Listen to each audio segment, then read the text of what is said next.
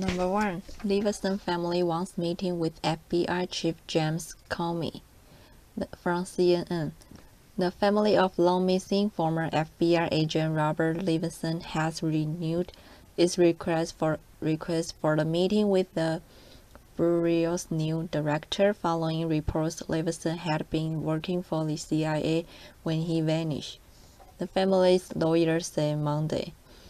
Leveson disappeared on a trip to Iran in 2007, and U.S. officials said they have no idea where he is now. The Associated Press and the Washington Post reported this week that he had been working as a contractor for the CIA, but the White House said Leveson was not a U.S. government employee when he disappeared.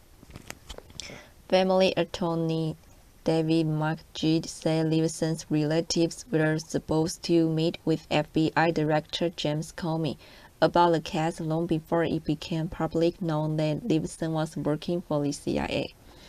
The FBI has delayed previously scheduled meetings since Comey took over as director in September, McGee says.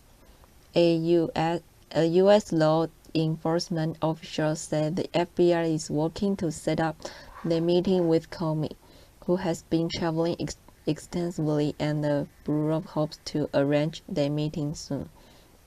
Missing American Robert Leveson not abandoned in Iran, John Kerry says. Leveson, now 65, had gone to Iran on a mission to investigate corruption involving the laundering of oil profits by Iranian officials, including former President Akbar Hazmi Rafsanjani. According to a source, Iran has consistently denied having any knowledge of Leveson's whereabouts, and there has been no sign of him since a 2010 video. At the time of his disappearance, the State Department said he was on a private business trip investigating cigarette smuggling and said he was not working for the government. His family had also said he wasn't working for the government. Leveson was on the CIA books as an analyst to write academic papers, with money laundering a particular area of expertise, McGee said, but in reality, Leveson was an operative traveling overseas, recruiting and interviewing sources. McGee said records he found sure without a shadow of a doubt that Leveson was a CIA contract employee on a road assessment in Iran for the agency when he disappeared. After Leveson disappeared, McGee said he called people at the CIA to tell them they had a man missing. Nothing happened, McGee said. When the Leveson family first went to the Senate Intelligence Committee for help, staffers contacted the CIA, and at a point, the CIA told them they have no connection with him at all, McGee said. White House, Leveson not a government employee when he made Iran trip. The family then found documentation and returned to the Intelligence Committee, giving staffers what they called smoking gun evidence.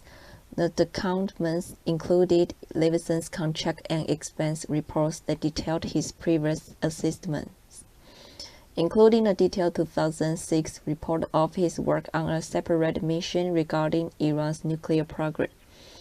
The mission did not take him to Iran. The family also had emails regarding his pending 2007 trip to Iran involving his instructions with the Walt Salahuddin, an American fugitive who lives in Iran. Salahuddin has said he met with Leveson in a hotel on Kish Island on March 8, 2007. The meeting was an effort to put Leveson in touch with Iranian authorities to help the American investigate cigarette smuggling as a contractor for a tobacco company. In classified intelligence, committee meetings that followed Florida sent Bill Nelson gave then CIA Director Michael Hayden a grilling. Mike G. said, confronted with the evidence, the CIA then demurred, said it would get back in touch, and later admitted the relationship with Levinson. He said, in the meantime, the CIA paid the family $120,000 for Levinson's trip and eventually settled for $2.5 million to avoid a lawsuit. According to Mike G., ultimately, 7 CIA staffers were disciplined and 3 were fired, Mike G. said, including Levinson's chief handler.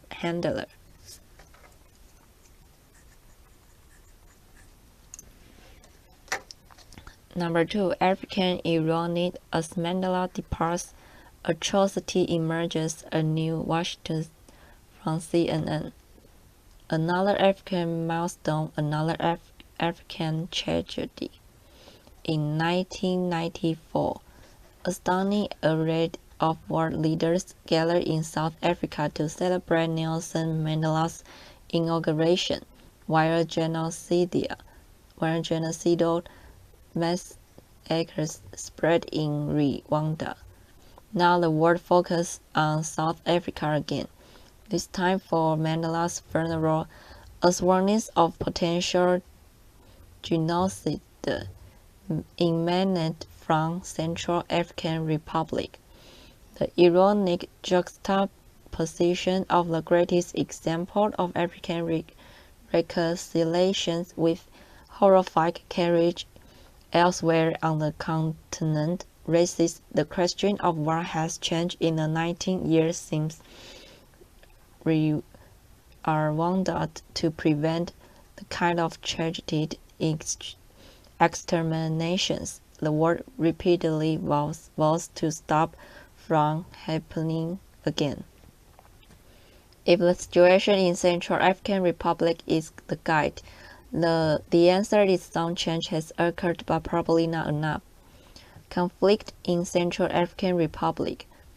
On Friday, the UN High Commissioner for Refugees reported more than 600 deaths and 159,000 people displaced in the impoverished landlocked nation because of sectarian violence involving Muslim and Christian militants. According to the report, the situation in Bangui, the capital, continued to deteriorate despite the presence of French and African Union forces sent to restore order and disarm the rebel militia groups. Tens of thousands of refugees have fled to neighboring countries or gathered at the Bangui airport, which is being secured by foreign troops, it said. The aid group Medicines Sans Frontiers slammed the United Nations this week for what it called an unacceptable humanitarian response, encouraging similar frustration and despair heard from witnesses to looming crises in Rwanda and elsewhere in recent decades. At the same time, the ongoing arrival of up to 1,200 French troops and 6,000 African Union forces drawn from several countries reflects a shift since Rwanda that put more responsibility for regional peacekeeping on Africans while demonstrating a willingness to act, even if in a limited way, in the face of atrocities. To Gregory Stanton, a genocide expert at George Mason University in Virginia, the international response so far is lacking in a conflict that he believes is genocidal already. Stanton, who heads the non-profit group Genocide Watch, said genocide occurs anytime there are massacres targeting victims based on race, ethnicity, religion, or nationality. If you have mass killings, whether it's based on religion or politics or whatever, we think that's bad enough, he said. You've got to take action to stop it. Rwanda symbolized global failure. The Rwanda genocide, in which hundreds of thousands of people died over 3 months of ethnic attacks, remains the symbol for ineffective international response to African carnage. UN peacekeepers scaled back as the organized Hutu slaughter of Tutsis escalated, and the world body and Western powers, including the United States, were blamed for failing to intervene more forcefully. The genocide in Rwanda has caused an enormous amount of soul searching, particularly in the West, noted John Campbell, a senior fellow at the Council on Foreign Relations and former U.S. ambassador to Nigeria. Now, he said, there remains a sense that this absolutely should not have happened, as well as frustration in Washington and other capitals over what in fact could have been done or should have been done. Stanton described deep rifts in the Clinton administration at the time between officials favoring or opposing stronger interventions. In particular, he cited a telephone screaming match between then UN Ambassador Madeleine Albright and National Security Council official Richard Clark over orders for Albright to vote for withdrawal of UN peacekeepers in the face of the suddenly escalating violence. I just wish that it had not been something that the international community was not capable of dealing with, Albright told PBS in a 2004 interview. Black Hawk Down effect. Campbell stressed the U.S. reluctance to get more involved in Rwanda to the infamous interventions in Somalia less than 2 years earlier, with famine in political dysfunctions causing widespread starvation. The United States sent Marines to the East African country in December 1992 as part of an international force intended to restore order and get aid properly distributed. However, the lack of functioning governments led to increasing sectarian violence, an expanded U.S. mission, and the Battle of Mogadishu in October 1993, in which 2 U.S. Black Hawk helicopters were shot down and 18 American soldiers died while more than 70 were injured. The event, which inspired the Hollywood film Black Hawk Down, turned public opinion against continued U.S. involvement in Somalia. It showed the extremely limited domestic tolerance for interventions in Africa, particularly if it involves American lives, Campbell said. He praised France for sending troops to Central African Republic, nothing a similar French commitment to a former colony when it intervened military in Mali in January with 4,000 troops to battle Islamist militants.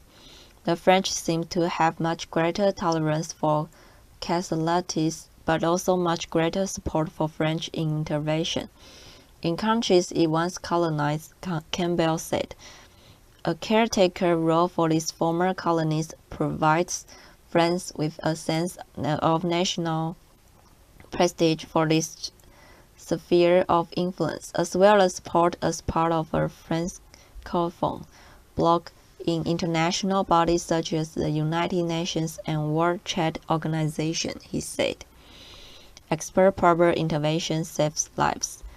Stanton also lauded France for sending forces, but said the world needs to do more.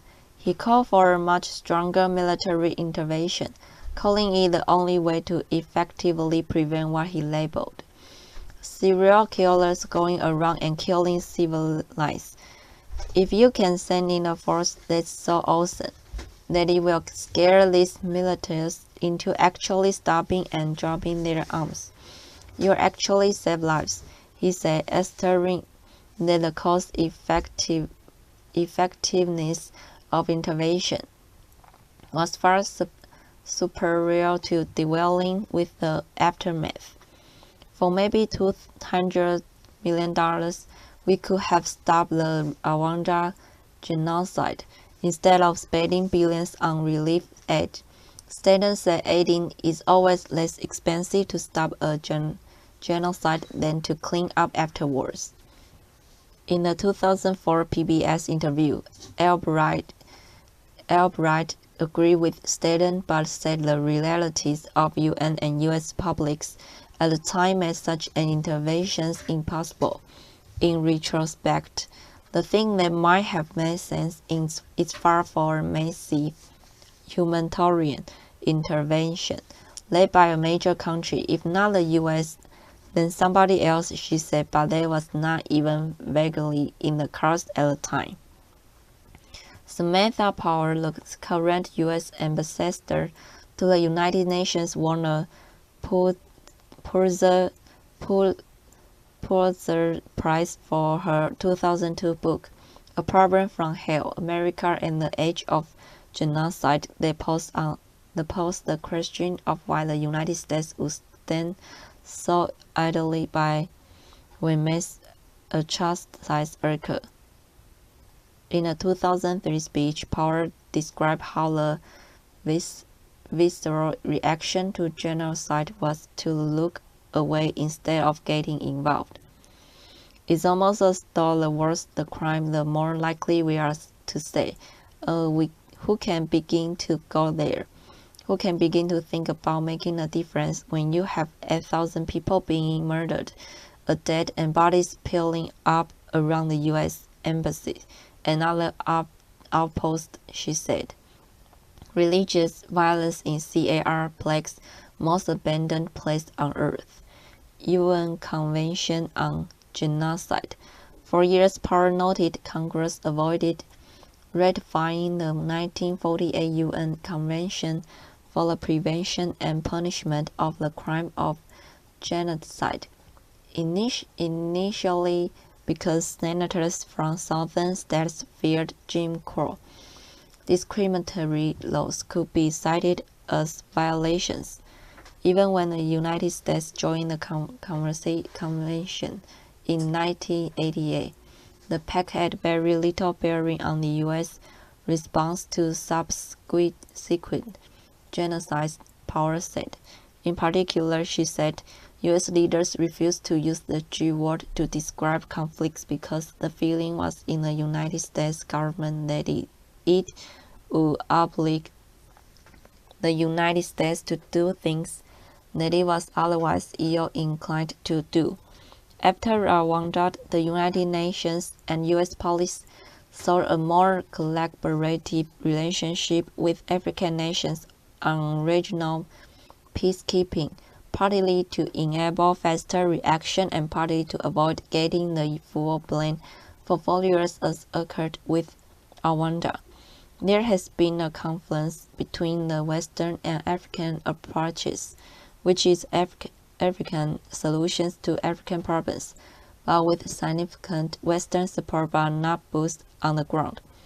Campbell said, attributing the change to uncertain public support in Western countries for African intervention. No democratic government can pursue very long a policy of outside intervention without popular support. For the Obama administration, the issue of African intervention has been influenced by efforts to contain expanding al-Qaeda influence on the continent. NGO slams UN work in Central African Republic, President Obama's policy. A new policy announced in 2012 aimed at preventing mass atrocities included a series of stops at home and abroad that reflected better planning mechanisms and more collaborative efforts. In a fact sheet released in May on the progress of the new policy, the administration cited the creation of an atrocities prevention board comprising officials from across the government and military, including the State Department, Pentagon, Treasury, Justice Department, Homeland Security, CIA, the Vice President's Office, and the U.S. Agency for International Development. According to the fact sheet, the board identifies emerging atrocity threats, assesses the risk of massive atrocities, and takes steps to ensure that atrocity threats receive adequate and timely attention. However, there has been little public information on the board beyond the fact sheet, which listed steps taken so far, including enhanced early warning measures, expanding use of sanctions, and offering rewards to check down on perpetrators, and sharing the global burden by strengthening multilateral institutions and bolstering international peacekeeping capabilities. There has been involvement of the U.S. military in some cases. In Central Africa, U.S. forces and civilians experts continue to advise and assist regional partners to counter the Lord's Resistance Army (LRA), building on our comprehensive strategy, which also includes protecting civilians, encouraging defections, and providing humanitarian assistance. The fact sheet said in reference to the notorious armed group originally from Al-Qaeda, now on the run in the region, U.S. airlift of French African Union troops. The administration announced this week that it was committing $60 million to support the French and African Union troops in Central African Republic, including plans to transport them in and out of the country. We are willing to provide the airlift. That is a huge change. Stanton said. We weren't willing to do that in Rwanda. The tactics reflect Obama's preference for taking a supporting role in international operations, such as providing support for NATO interventions in Libya in 2011 led by European allies Britain, French, and Italy. Violence has plagued Central African Republic since the coalition of Muslim rebels deposed President Francois Bozize in March, the latest in a series of coups since it gained independence from France in 1960. French troops deployed alongside the African forces in the peacekeeping mission aimed at restoring security, protecting civilians, and ensuring access to humanitarian aid. It was unclear if it might escalate into the kind of slaughter that occurred in Rwanda, something that Albright warned in 2004 was hard to detect.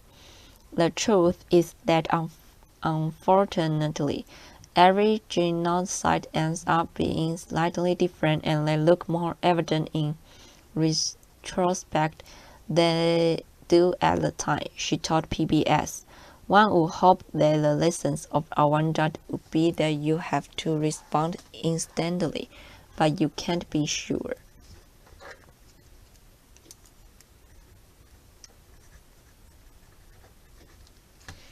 Number 3.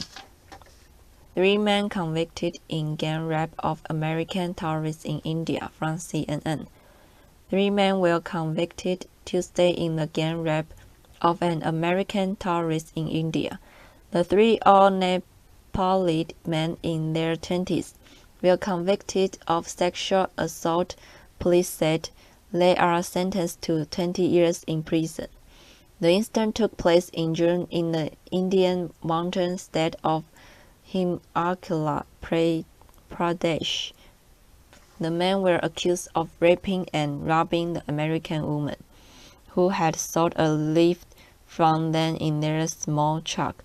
The state's police superintendent Vinod Kumar Dewant told CNN. The woman, 31, was on her way back to a popular tourist destination when he got into the truck at around 1 a.m. The man pleaded not guilty, Dewant said.